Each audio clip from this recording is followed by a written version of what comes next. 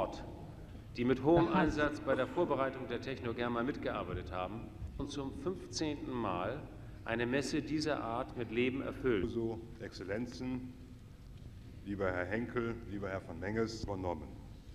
Dafür möchten wir alle Ihnen sehr herzlich danken.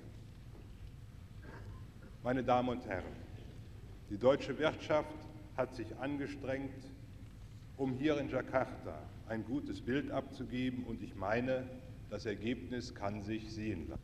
Der Entschluss zur Durchführung der Technogerma fiel im Jahre 1906. Kami persilakan dengan hormat Bapak B.J. Habibie. Salam sejahtera bagi kita semua. Perkenannya kita dapat menghadiri acara pembukaan 1999. Jakarta menunjukkan bahwa kita masih walaupun dalam masa-masa sulit yang sedang kami alami sekarang ini. Hubungan bisnis antar perusahaan yang beraneka ragam diharapkan dapat terjalin dengan baik dalam forum pameran ini maupun dalam program simposium yang menyertainya selama sepekan ke depan. Hubungan tersebut penting artinya dalam meletakkan dasar bagi proyek-proyek baru kerjasama antara perekonomian kedua negara. Atas dasar pemikiran itulah saya menyambut baik pada saat diminta untuk menjadi pelindung Technogerma Jakarta 99 bersama-sama Yang Mulia Presiden Republik Federal Jerman. Saya juga menyampaikan terima kasih kepada pemerintah Republik Federal Jerman serta kepada asosiasi-asosiasi perekonomian Jerman tingkat pusat dan kepada wakil-wakil negara bagian yang hadir. Melalui forum ini, saya juga menyampaikan selamat dan penghargaan kepada sekitar 200 perusahaan peserta pameran. Saudara-saudara sekalian, sejak awal masa Kabinet Reformasi Pembangunan 9 bulan lalu, kami telah berupaya untuk membangun suatu fondamen bagi terbentuknya negara demokratis berdasarkan supremasi sistem hukum. Suatu negara yang menjunjung tinggi hak asasi manusia dan yang mewujudkan satu sistem masyarakat sosial dan berkeadilan. Atas dasar visi itulah bangsa Indonesia melakukan suatu reformasi menyeluruh di berbagai aspek kehidupan dengan tetap berpijak pada nilai-nilai konstitusi. Kami menyadari bahwa upaya tersebut tidaklah mudah. Apalagi pada saat yang sama kami juga berupaya untuk keluar dari krisis ekonomi. Dengan adanya krisis yang melanda negara-negara Asia termasuk Indonesia, IMF memperkirakan pertumbuhan ekonomi Indonesia pada tahun 1998 mengalami kontraksi sebesar 15,3% dan pada tahun ini diperkirakan pertumbuhannya akan menjadi 3,4%. Penurunan pertumbuhan yang terjadi sejak tahun 1997 telah mengakibatkan prestasi pembangunan nasional mengalami kemunduran. Taraf hidup rakyat Indonesia merosot dengan tajam, di mana GNP per kapita menurun dari 1.055 dolar Amerika pada tahun 1997 dan menjadi hanya 400 dolar Amerika pada tahun 1998. Inflasi akumulasi tahun 1998 mencapai 77,63%, jumlah penduduk miskin telah meningkat menjadi 40% dan jumlah pengangguran mencapai 15,4 juta orang atau 17,1% dari jumlah angkatan kerja. Tingkat produktivitas sektor industri hanya mencapai rata-rata 62,4% dari kapasitas produksi yang ada. Menghadapi kenyataan tersebut, kami harus menemukan cara kami sendiri untuk dapat keluar dari krisis. Dan alhamdulillah terlihat tanda-tanda perbaikan. Kemerosokan ekonomi secara keseluruhan insya Allah akan dapat dihentikan dalam tahun ini juga. Dan pada permulaan tahun depan akan dapat dimulai satu fase pertumbuhan baru. Pertanda perbaikan yang dimaksud antara lain nilai tukar rupiah yang diusahakan untuk stabil dalam koridor 8.500 sampai 8.700 terhadap dolar Amerika. Kami telah dapat menghentikan kenaikan harga kebutuhan pokok masyarakat dalam bulan November tahun yang lalu. Ruang gerak untuk penurunan suku bunga yang berarti sudah dimanfaatkan. Kemacetan dalam pengadaan beras dan bahan-bahan pokok bagi penduduk sudah dapat diatasi. Saudara-saudara sekalian, kami meyakini sepenuhnya walaupun sudah ada titik-titik terang di cakrawala, namun tidak boleh lengah dan tidak akan kendur dalam upaya-upaya reformasi dalam bidang ekonomi. Beberapa langkah telah dan akan terus kita lakukan, antara lain menetapkan syarat-syarat dasar yang lebih fleksibel terhadap investasi, meniadakan struktur yang kaku, serta menghapus korupsi, kolusi, dan nepotisme. Kesemuanya itu merupakan elemen-elemen kunci yang kami lakukan untuk mendapatkan kembali kepercayaan pasar internasional dan untuk menarik kembali investasi langsung modal asing ke Indonesia. Dapat saya sampaikan di sini bahwa investasi Jerman di Indonesia saat ini berperan sekitar 3,7% dari total investasi asing dan menduduki peringkat ke-10 dari 59 negara penanam modal di Indonesia. Sektor-sektor yang banyak diminati mitra Jerman adalah industri elektronik, manufaktur, mesin dan komponen, pengemasan, pengolahan makanan, plastik, farmasi, pariwisata, gelas, dan logam. Pada tahun 1998, nilai investasi Jerman di Indonesia sangat menurun dibandingkan tahun sebelumnya, di mana nilai investasi yang disetujui pada tahun 1998 hanya sebesar 71 juta US dollar yang terdiri dari 28 proyek, sedangkan pada tahun sebelumnya sekitar 4.467,8 juta atau 4,4678 miliar US dollar dengan jumlah proyek 15 buah. Pemerintah Republik Federasi Jerman juga telah memberi bantuan yang sangat penting kepada Indonesia dalam mempersiapkan pembuatan rancangan undang-undang perekonomian yang baru sesuai dengan tuntutan zaman dan semangat reformasi.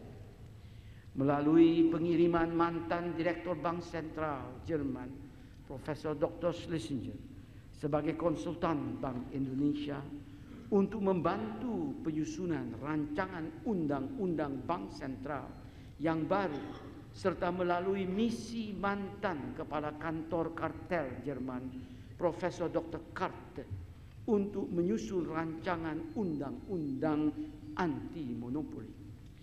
Untuk itu, dalam forum yang berbahagia ini, saya ingin menyampaikan terima kasih yang tulus kepada Bapak Menteri Dr. Müller sebagai wakil dan dari pemerintah Republik Federal Jerman, serta kepada semua lembaga-lembaga lain yang telah turut serta memberi sumbangannya. Saudara-saudara sekalian, dalam rangka reformasi di bidang ekonomi, ada 3 hal yang penting bagi upaya pemulihan ekonomi Indonesia yang dalam pelaksanaannya ternyata lebih sulit dari apa yang kami perkirakan sebelumnya. Ketiga hal yang dimaksud adalah: pertama, yang berkaitan dengan penyehatan sektor perbankan Indonesia. Kedua, adalah solusi bagi utang-utang pinjaman asing dari perusahaan-perusahaan swasta. Dan yang ketiga adalah privatisasi badan usaha milik negara.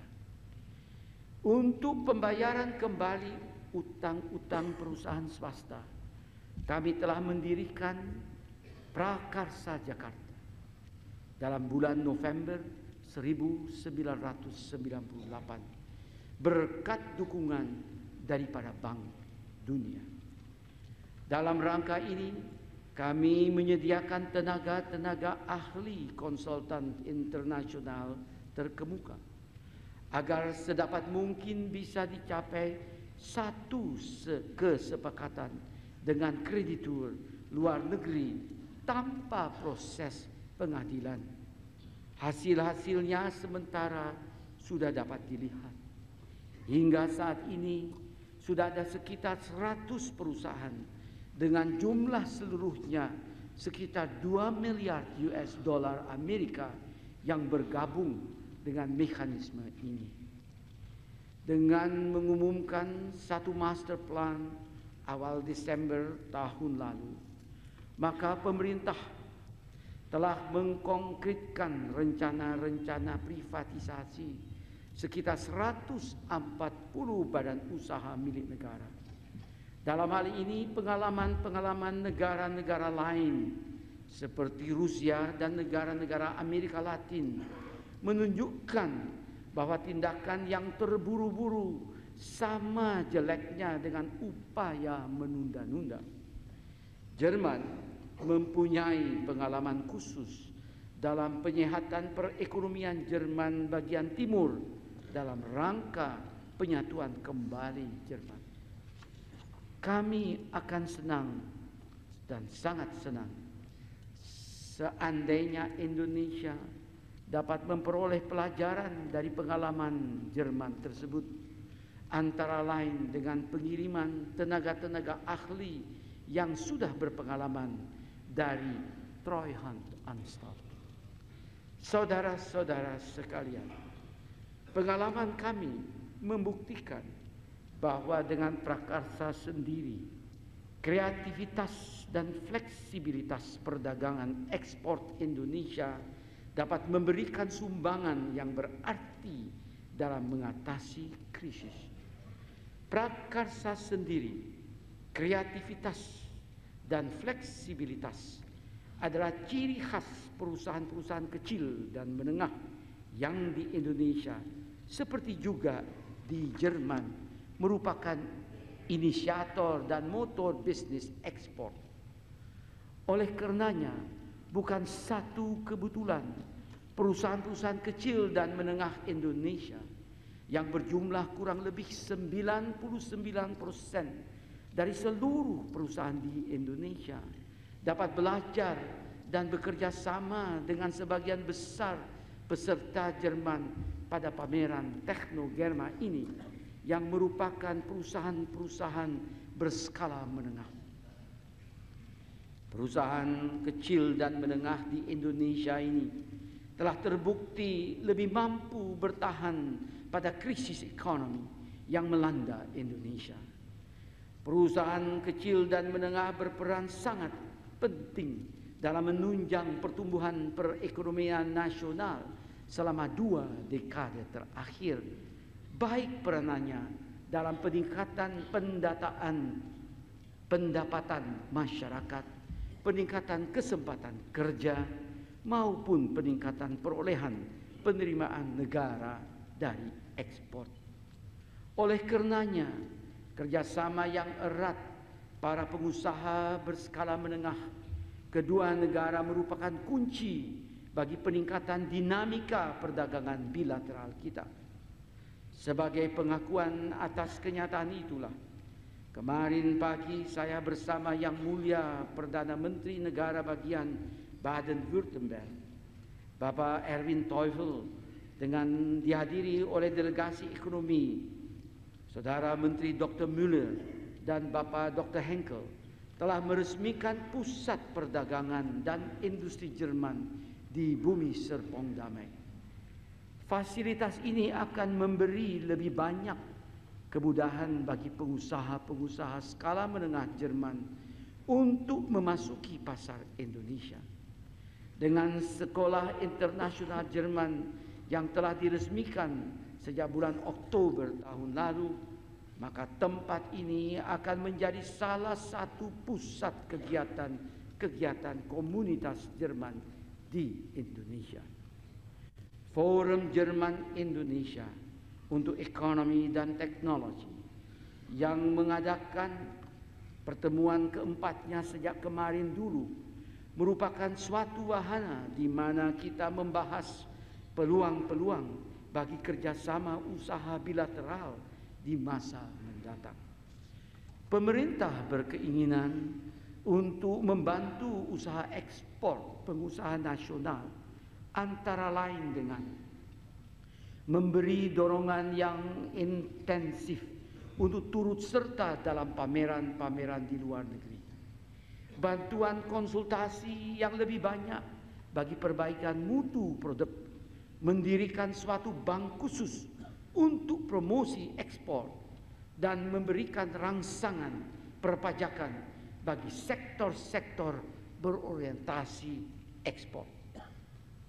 Kita menyadari bahwa perdagangan, baik dilihat dari sudut pandang bilateral atau multilateral, tidak dapat berjalan satu arah saja. Oleh karenanya, kami tetap terus membuka pasar kami lebih luas bagi berbagai produk-produk juga yang berasal dari kawasan Eropa, khususnya Jerman.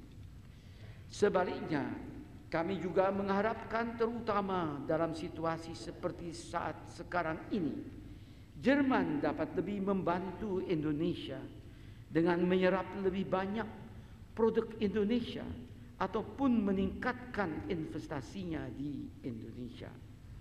Seperti diketahui bahwa sampai dengan tahun 1997,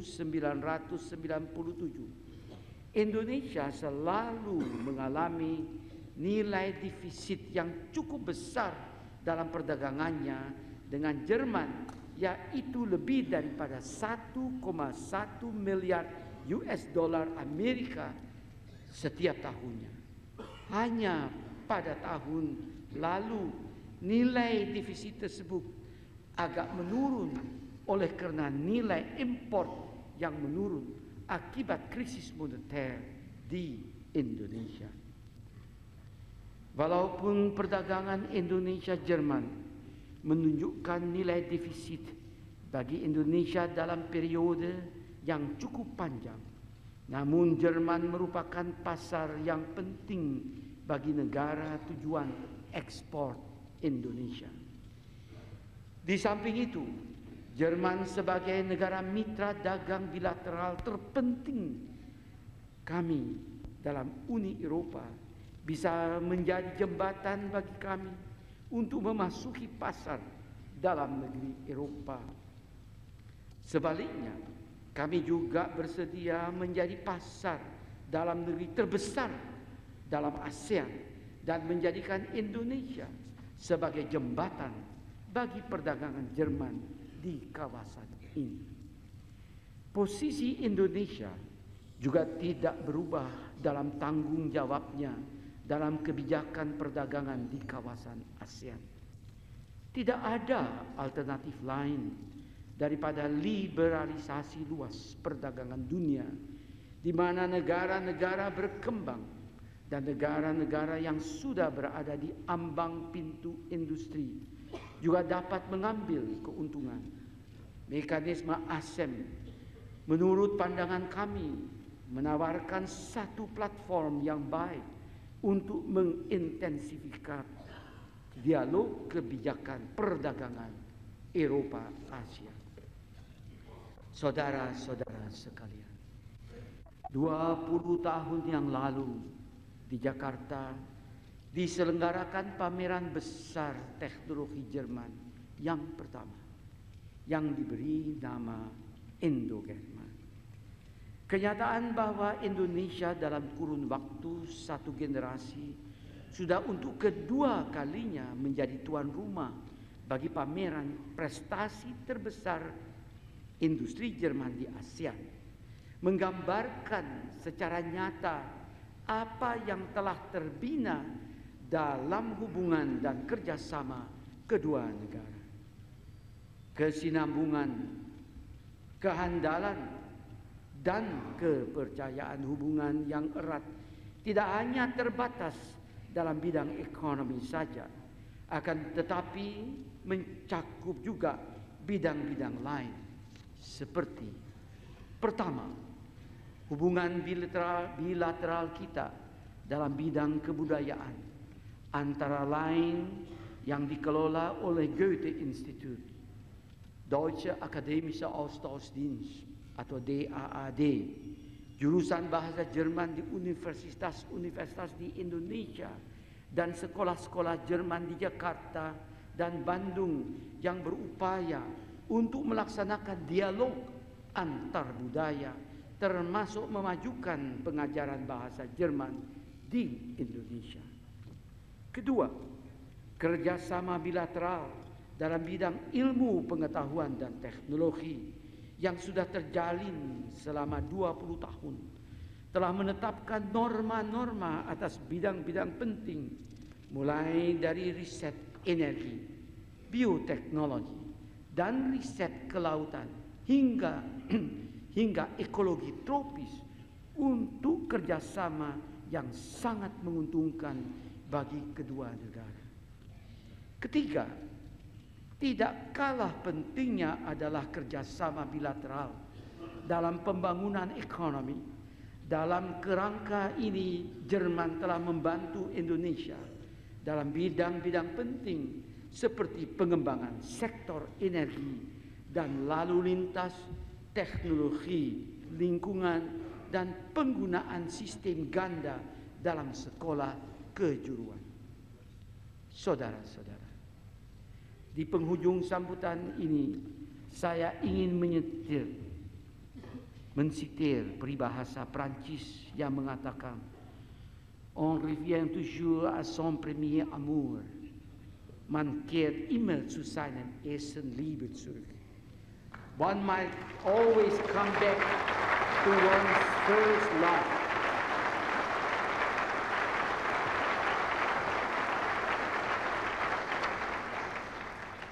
Orang akan selalu kembali kepada cinta pertamanya. Dikaitkan dengan profesi keahlian saya sebagai ahli konstruksi pesawat terbang yang pernah belajar di Jerman dan selanjutnya memangku jabatan Menteri Riset dan Teknologi Indonesia selama 20 tahun berturut-turut. Oleh karenanya hingga sekarang saya masih sangat tertarik pada teknologi dirgantara. Sehubungan dengan itu, perkenankanlah saya menyampaikan terima kasih kepada IMAK sebagai pengorganisasi pameran, sehingga saya sekarang dapat membuka pameran Teknogerma dengan cara ini. Accompany the President Minister for Economics and Technology of the Federal Republic of Germany, and Ms. Dara Habibie.